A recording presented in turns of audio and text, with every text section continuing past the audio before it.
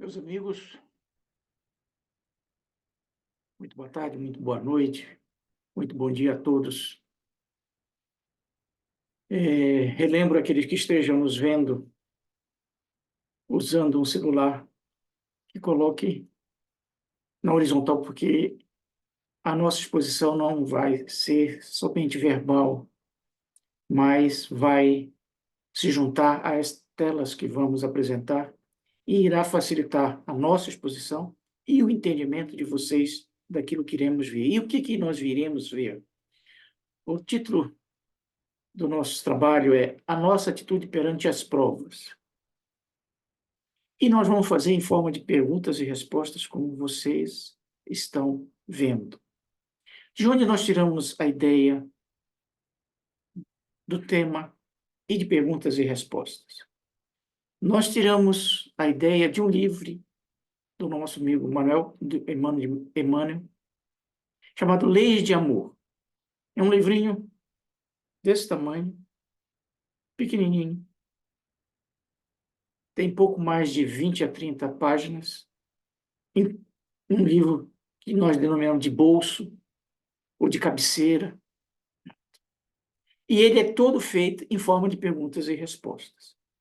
Perguntas e respostas feito por quem? As perguntas. Esse livro se originou na década de 60, na Federação Espírita do Estado de São Paulo, que realizava cursos, e ainda realiza cursos, e ela compilou perguntas de estudiosos, de frequentadores dos cursos e daquelas pessoas que iam à federação, que elas gostariam de ter a resposta. Eles compilaram as perguntas, bateram na porta do Chico. Chico, será que o Emmanuel pode responder a essas perguntas? O Chico disse, vou consultar o Emmanuel e, se houver a aquiescência dele, nós faremos as respostas. O resultante disso é esse livro, Leis de Amor. Que, volto, é um livro de bolso, mas que vê uma quantidade enorme de questões que são realmente de interesses de todos nós. Causas espirituais das doenças, a questão do parentesco, a filiação, como é que fica a questão da escolha profissional das pessoas, o divórcio, o suicídio, o aborto, a obsessão e as consequências dos nossos atos do passado. Na medida do possível, durante o ano de 2024, nós vamos varrer cada uma desses itens. Hoje, agora, nós vamos ver exatamente questões relacionadas às nossas ações no passado com consequências no presente. Daí vem a questão, certo? De como eu lidar com as provas, ou seja, os reflexos do passado no presente.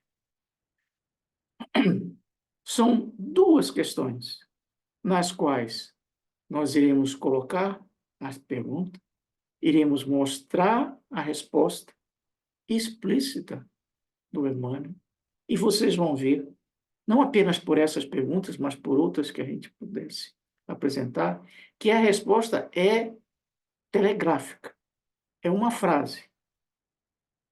Mas tem um mundo de coisas por trás que nós vamos tentar, digamos assim, mostrar para vocês, e mesmo desdobrar em de outros livros do próprio Emmanuel. E ele, de certa forma, explica a resposta que ele deu. Mas vamos lá. A primeira questão é: qual deve ser a nossa atitude perante as provas da vida? Essa é uma pergunta, volto, que eu faço, que é feita por espíritas para espíritas, no sentido de que está implícito que essas provas decorrem de alguma coisa que eu possa ter feito no meu passado ou em vidas anteriores. Esta ação no passado está refletindo no presente em provas, quer dizer, em sofrimentos, em dores, de resgates, em lágrimas, enfermidades, uma série de situações que a pessoa enfrenta no presente como reflexo do passado. as perguntas está feita no sentido de provas. Pode ser qualquer tipo de prova. E como é que eu posso enfrentar, lidar com essas provas? Essa é a pergunta. A resposta do Emmanuel é a que está na tela, que nós vamos ler. E vocês já podem observar que é uma frase. E eu diria para vocês, não é uma frase, não é uma resposta que nós normalmente esperaríamos ouvir. Digo isso por mim próprio, quando li a resposta, mas essa não seria a resposta que eu pensaria. Vamos ver. Diante das provas inquietantes que se demoram conosco, aprendamos a refletir. Refletir sobre o quê? Para auxiliar, melhorar, amparar e servir aqueles que nos cercam. Repito. Qual deve ser a nossa atitude perante as provas da vida? Resposta. Diante das provas que se demoram conosco, aprendamos a refletir. Refletir sobre o quê? Refletir de como auxiliar, melhorar, amparar e servir aqueles que nos cercam. Por que nós dizemos que não seria esta a resposta que nós esperaríamos? Nós esperaríamos que talvez o Emmanuel dissesse, olha, qual deve ser a sua atitude perante as provas? Paciência, resignação, entendimento, aceitação e uma série de outras diretrizes, todas válidas, todas reais, né? Mas ele dá um outro tipo de resposta. Ele diz, qual deve ser a atitude? A minha atitude tem que ser eu ajudar o outro. Bom, mas como é que isso vai se refletir nas minhas provas? Entenderam? Quando nós estamos falando aqui, a resposta dele vai muitas vezes é diferente do que normalmente nós ouvimos, lemos, e que estão corretas. Mas o nosso amigo procura destacar um ângulo que normalmente a gente não vê, que é isso que nós queremos destacar para vocês. O que ele quer dizer com auxiliar, melhorar, amparar e servir aqueles que nos cercam? E por que isso traz retorno para mim? Duas coisas precisam vir. Primeiro, o que você pode fazer quando você quer amparar as provas do outro, do seu parente, do seu amigo, do seu pai, da sua mãe, da sua filha? O que fazer quando você quer ajudar nas provas das vidas, muitas vezes de um ente querido?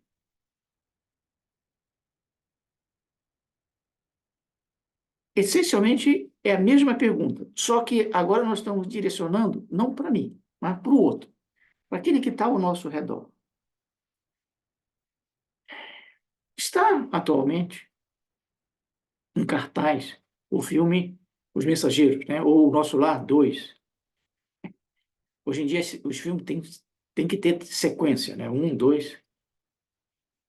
Para quem viu o primeiro filme, O Nosso Lar, ou leu o livro do Nosso Lar, há de se lembrar que o nosso amigo André Luiz desencarnou de uma forma, digamos assim, que ele não esperava.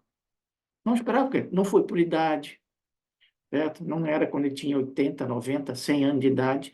Ele desencarnou numa mesa cirúrgica, tentando uma cura cirúrgica de um câncer. Ele se viu na espiritualidade completamente desnorteado, porque não sabia que existia plano espiritual ou coisa que o vale, e se viu num local que ele depois denominou, como nós conhecemos, de umbral, ou seja, uma região onde as pessoas, de alguma forma, estão depurando, estão na mesma situação de desequilíbrio, de desamparo, de desorientação. Ele ficou lá por 8 anos. Até que ele percebeu que ele precisava se lembrar que existia algo superior a ele, um Deus, algo, um ente, e ele reza. Nesta prece é que ele é atendido e é levado numa maca para o nosso lar. Vai para um hospital e a primeira surpresa dele é estar no hospital. Segundo, ele ser diagnosticado não como um paciente, certo? Recém-desencarnado de um câncer, mas ser diagnosticado como alguém que desencarnou antes do tempo, uma espécie de suicídio indireto. Ele acha que o diagnóstico dos outros médicos, porque ele era médico, não está certo. Até que ele se convence que, na realidade, ele desencarnou de um câncer, mas agravado, e muito, por todo um tipo de vida, de pensar, de falar, de se comportar na matéria que agravou o quadro do câncer. Muito bem. Ele consegue melhorar, sai da enfermaria, sai do hospital, começa a trabalhar, perceber que ele precisa trabalhar, não necessariamente como médico. E após algum tempo, ele, como todos aqueles que desencarnam, certo? Ficam e se lembram daqueles que ficaram, dos parentes, da família. E olha que no caso dele, já haviam se passado quase 10 anos. Então, ele faz, como quase todos nós, desencarnando, uma petição, uma solicitação de visitar os parentes que ficaram. Os mentores dizem, olha, é melhor esperar um pouquinho, melhor você se fortificar no sentido íntimo, certo? Para você melhor poder efetivamente compreender, entender aquilo que a sua família esteja passando na matéria. Ele aceita parcialmente, como é também comum, né? A pessoa quer a resposta imediata, certo? A permissão imediata. Mas, muito bem, passam-se um tempo, ele vai, com os mentores, visitar a família.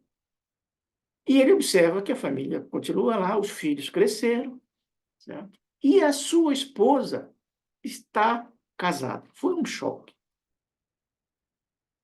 Nunca esperava que a esposa novamente viesse a casar. Não. Ela casou com ele e ia ser a única. E mais do que isso, ele percebe que a esposa está numa situação de aflição enorme. Por quê? Porque ela está em segunda núpcias e o seu segundo marido está enfrentando uma enfermidade que o pode levar a desencarnar. E esse é o grande drama dela, enfrentar uma segunda viuvez. Ele leva um tempo para entender isso, leva um tempo para compreender que, se ele quiser ajudar efetivamente a família, e no caso a esposa, ele tem que tirar o sentido de posse para poder ajudar o outro, o segundo. Porque ajudando o outro, a sua esposa vai melhorar e ele vai se sentir bem. É nesse sentido. Aí ele, mas como é que eu posso ajudar? Amparar a minha esposa, mesmo encarnada, eu estando desencarnado, como é que eu posso ajudar? O mentor disse: quanto mais você se melhorar e trabalhar, maiores forças você vai ter e maior ajuda de outros espíritos você vai conseguir congregar, juntar-se a você, e aí você faz o amparo que você quer à sua família. É por isso que o nosso amigo Aniceto, no livro Nosso Lar, diz uma frase que é importante que a gente grave. Ela é muito séria. Ele diz: os que não cooperam não recebem cooperação. Isto é da lei eterna. Sem a cooperação é impossível atender com eficiência. Para qualquer um de nós alcance a alegria de auxiliar, ou seja, amparar as provas dos amigos, dos parentes, da esposa, vai-se necessária a interferência de muitos espíritos, que é quem tenhamos nós ajudados por nossa vez. Entenderam a palavra cooperação? Ou seja, nós, para cooperarmos, ajudarmos o parente, o amigo, a esposa, eficientemente, nós vamos precisar de ajuda. Mas essa ajuda vai ser maior quanto maior for o meu trabalho em ajuda a outros, que se vão somar a mim quando eu precisar da ajuda. Entenderam? Agora, como é que isso se reflete para mim? Eu tenho a prova, não é o parente, não é a esposa, não é o filho. Você tem a prova. Como entender que esta ajuda ao outro vai retornar para mim? É o nosso próprio Emmanuel, num outro livro dele, chamado Fonte Viva, que diz o seguinte: prestem atenção, muita atenção. Ele diz: quando você conseguir superar as tuas aflições, ou seja, as tuas provas, para criar a alegria nos outros, ou seja, amparar os outros, a felicidade alheia te buscará aonde você estiver a fim de improvisar a tua aventura. Ou, em outras palavras, ele está dizendo, quando nós conseguirmos superar as dores que estejamos passando, e mesmo com essas dores, sairmos para ajudar outros, os outros vão se preocupar de trazer a felicidade, ou seja, o amparo, quando nós precisarmos. Entenderam agora, então, por que o nosso amigo Emmanuel diz que, diante das provas que eu esteja vivendo, eu tenho de procurar auxiliar, melhorar, amparar e servir aqueles que me cercam? Pode ser parente, não parente. Por quê? Porque, na medida que eu faça isso, eu vou granjeando, na verdade, méritos para ser ajudado nas minhas provas. Isso não invalida que eu tenha que ter paciência, humildade, serenidade, entendimento, resignação, aceitação da prova. O que ele está dizendo é uma atitude ativa para eu adquirir as possibilidades de ser ajudado, vai ser na medida em que eu possa ajudar o outro. Essa ajuda vai me ajudar e vai ajudar o meu parente, o meu amigo, a minha esposa ou a minha filha. Entenderam?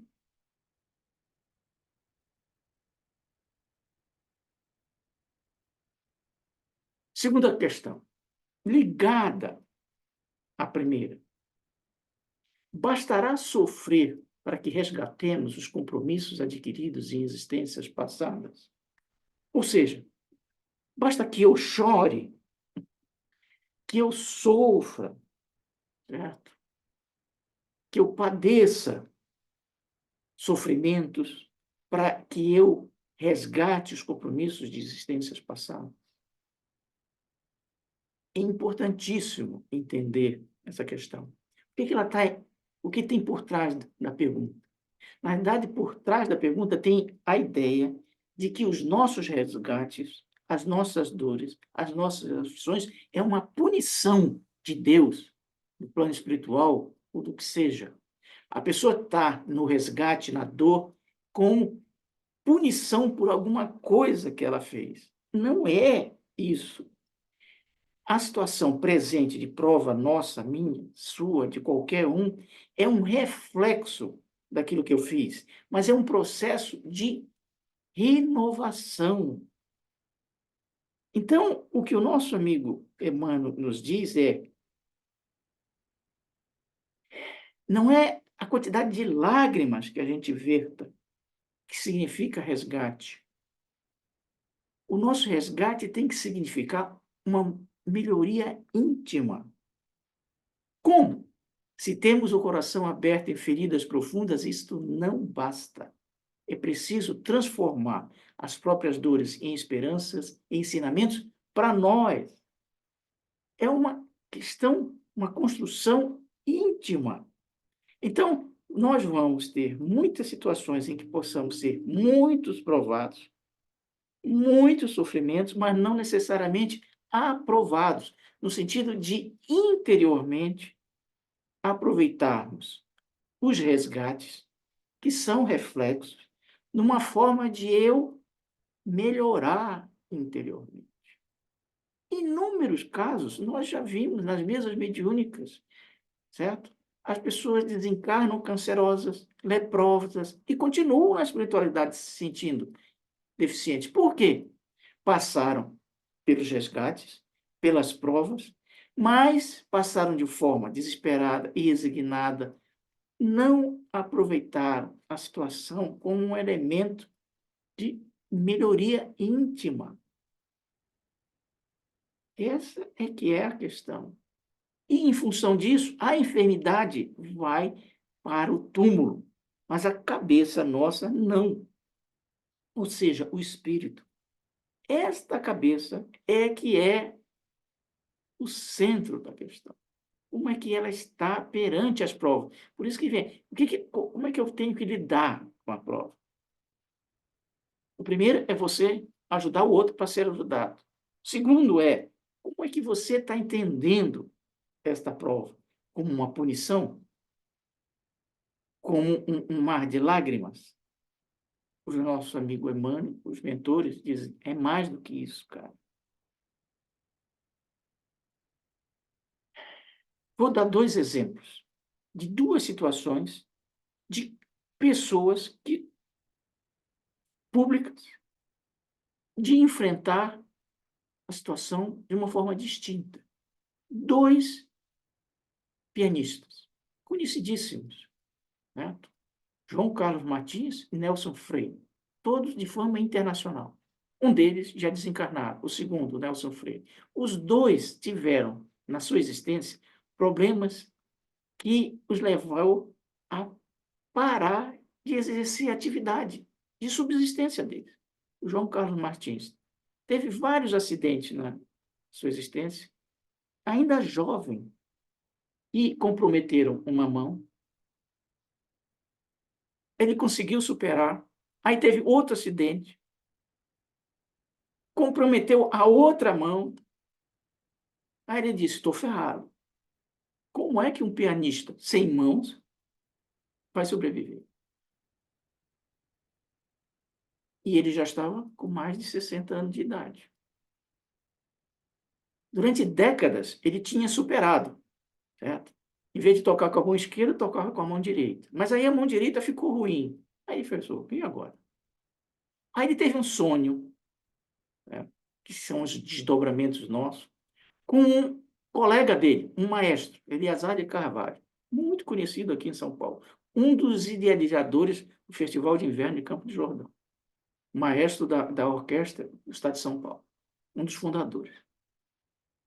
Nessa conversa com o maestro, e ele desabafando do problema dele, ele disse: cara, pô, você acha que com todo o seu conhecimento musical, você não pode fazer nada nem mais na música?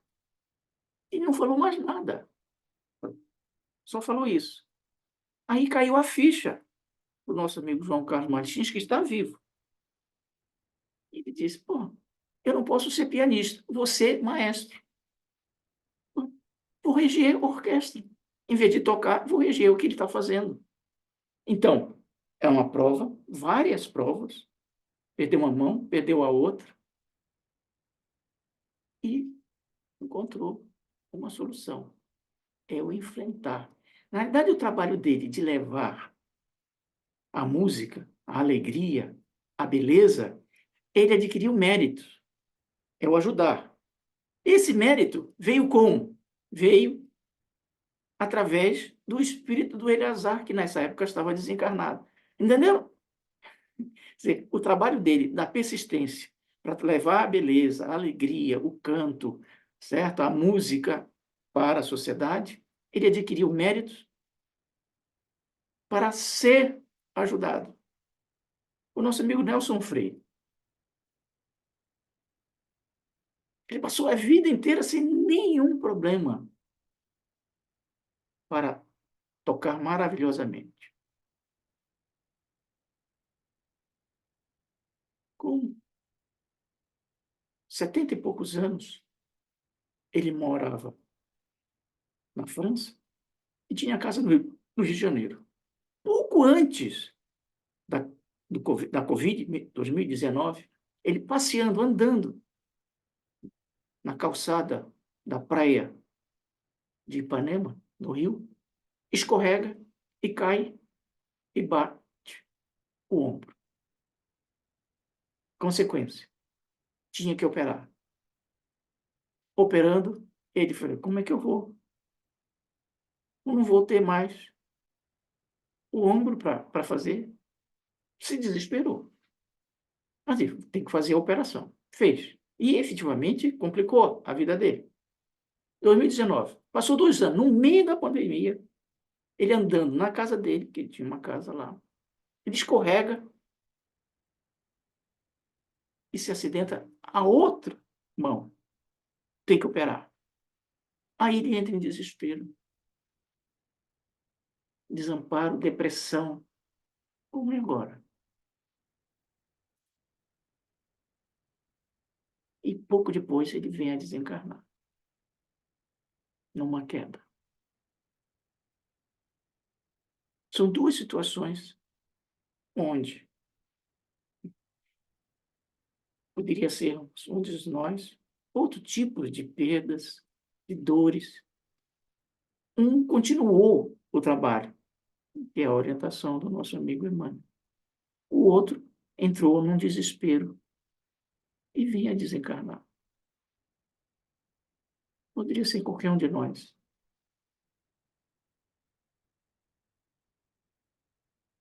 É por isso que o nosso amigo Emmanuel diz: não nos iludamos, mas dia menos dia todos sofrem. Eu, você, qualquer um. Há, contudo, quem sofra com rebeldia, com revolta, com desânimo ou com desespero, perdendo o valor da prova em que se vê. Esta é a questão. Basta sofrer para que resgatemos vidas passadas? O resgate em si é importante, mas a essência é como que nós estamos lá dentro. Porque é o lá dentro é que vai conosco quando a gente desencarna. Como é que está lá dentro? Esse lá dentro que se aparece nas mesas mediúnicas, de a pessoa se comportando de forma desesperada, irresignada, revoltada com o câncer com o qual desencarnou, com a lepra que tinha, com a depressão com a qual desencarnou, levando essa situação para a espiritualidade, para o plano espiritual. É por isso que o nosso amigo Emmanuel nos diz, no momento da dor, do desespero, da prova, não nos esqueçamos de rezar. É importante, é fundamental. Nesta prece, a gente pode pedir a saúde, a paz, a consolação, a alegria, mas, acima de tudo, a gente tem que pedir humildade e paciência. Porque se nós não conseguirmos essas duas coisas, eu vou passar pela prova e não vou aproveitar ela. Portanto, eu posso ser muito sofrido, mas não conseguir efetivamente o objetivo fundamental do resgate, que era uma mudança. Porque o resgate não é uma punição. Se fosse punição, bastava as lágrimas. Como não é, é necessário algo mais. Qual é esse algo mais? É essa aceitação, entendimento, trabalho. com o maestro João Carlos Martins e outras situações. É claro. E para finalizar, uma poesia da nossa amiga, grande amiga, Maria Dolores. Ela diz: Alma querida, escuta. Se na terra a provação é sombra que te alcança, não temas, é o pretérito de volta. O presente aflitivo é nossa própria herança. Sofre sem reclamar, serve e prossegue. Além da própria angústia, alma sincera, encontrarás, chorando de alegria, a luz da vida nova que te espera. Sofre sem reclamar, serve e prossegue, que é exatamente a diretriz do nosso amigo Emmanuel.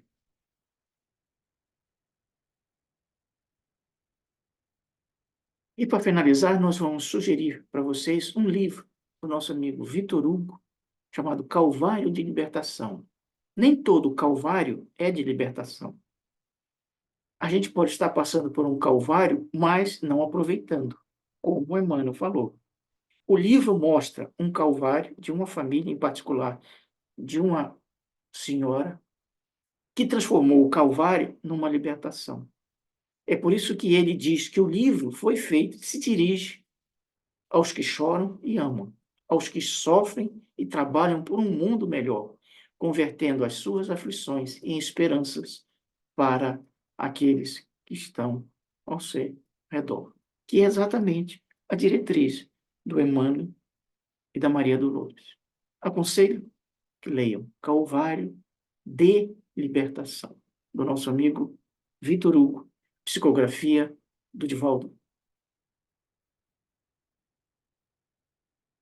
Um grande abraço a todos e nos vemos no futuro.